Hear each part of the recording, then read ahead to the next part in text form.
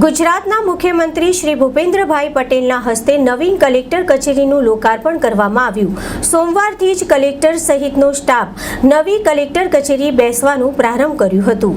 વડોદરાની છેલ્લા એક દાયકા ઉપરાંતના સમયથી કોઠી કચેરીમાં ચાલતી કલેક્ટર કચેરીનું સરનામું આજથી બદલાઈ જશે। કોઠી કચેરીના બદલે હવે કલેક્ટર કચેરી જૂના પાદરા રોડ ખાતે ખસેડાઈ। ગઈકાલે મુખ્યમંત્રી દ્વારા નવી કલેક્ટર કચેરીના લોકાર્પણ સાથે જ આજના દિવસે સોમવારથી જ કલેક્ટર સહિતનો સ્ટાફ નવી કચેરીમાં બેસવાનું પ્રારંભ થઈ ગયું છે।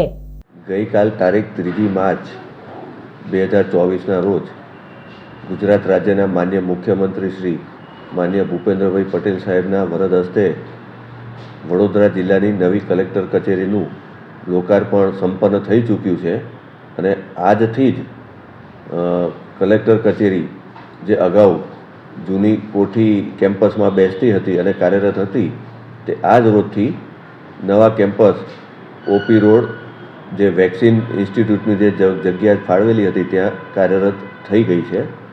એટલે જાહેર જનતાને અને જિલ્લાના તમામ નાગરિકોને આની ખાસ નોંધ લેવા કે હવેથી કલેક્ટર કચેરી સંપૂર્ણપણે નવી જે એની લોકાર્પણ કર્યું છે તે સ્થળે કાર્યરત થઈ ચૂકી છે। એટલે લોકોને તેમના જે કોઈ પણ કલેક્ટર કચેરીના કામ હોય તેના માટે હવે નવી કલેક્ટર કચેરી ખાતે આવવાનું રહેશે।